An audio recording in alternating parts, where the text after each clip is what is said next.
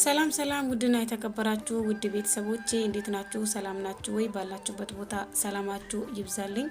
አንዴ ሁላችሁም ይሄንን ቪዲዮን ሼር፣ ኮፒ ሊንክ፣ ዲዩስ ሪፖስት እያደረጋችሁ ለፌደራል መንግስትና ለኢትዮጵያውያን እንዲደርስ እፈልጋለሁ። እባካችሁ ለ9 ዓመታት ማዕከላዊ ኢትዮጵያ ክልል በማረቆና በመስቃን ያለው ሰብ ለ9 ዓመታት ተጨፍጭፈናል።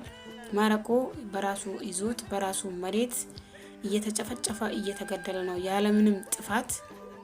ማረቆ የራሱን ሀቅ በፈለገው ሰዓት የመጠየቅ መብት አለው። የጠየቀውም ተራ ግለሰብን ሳይሆን መንግስትን ነው። ጥያቄ 9 ቀበሌ የማረቆ ሀቅ ሆኖ ለህዝብ ይፋ እንዳይሆን አፍኖ ያዘው የክልሉ መንግስት አይደለም፣ ግን እንዳሻው ጣሳ ነው።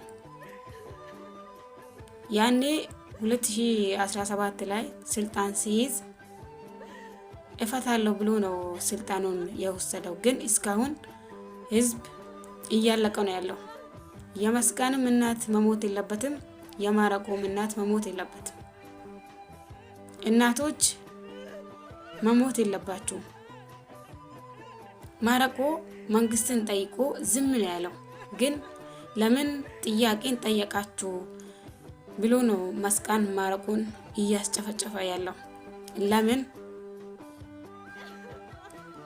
የማረቆ ጥያቄ ከላይ አልቆ መሬት እንዳይወርድ አፍኖ ያዘው እንዳሻው ጣሳ ነው።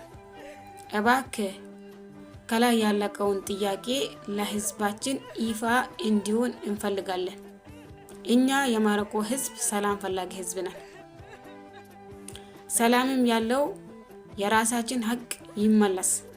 ይሄ ኢቃቃ ጫውታችሁን እዛ አድርጉ። ክረምት ሲመጣ በጋ ሲመጣ እርቅ ነው፣ ክረምት ሲመጣ ጭፍጨፋ ነው። ይሄ እንዲሆን አንፈልግም። ህዝብ የዘላቂ ሰላም ይፈልጋል። የዘላቂ ሰላምም ያለው የጥናት ምርመራ ውጤት በአስቸኳይ ይፋ እንዲሆን እንፈልጋለን። መሬት ይውረድ።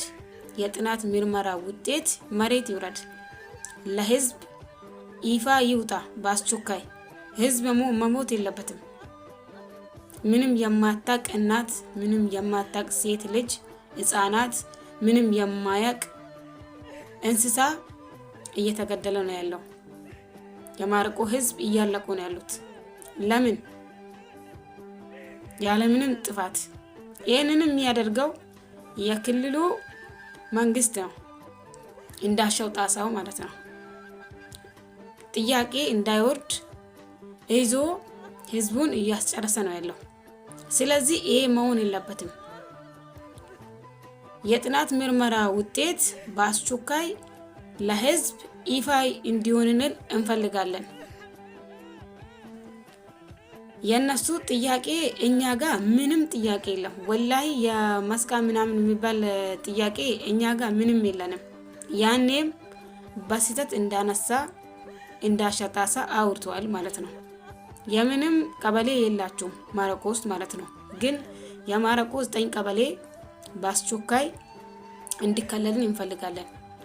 ከዛ ዘላቂ እርቅ ይመጣል። ህዝብ ሰላም ይሁን።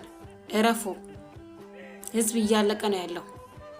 የምርመራ ውጤት በአስቸኳይ ለህዝብ ይፋ እንዲሆን እንፈልጋለን።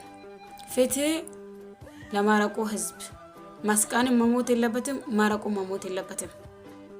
ጥያቄ በአስቸኳይ ይከለል።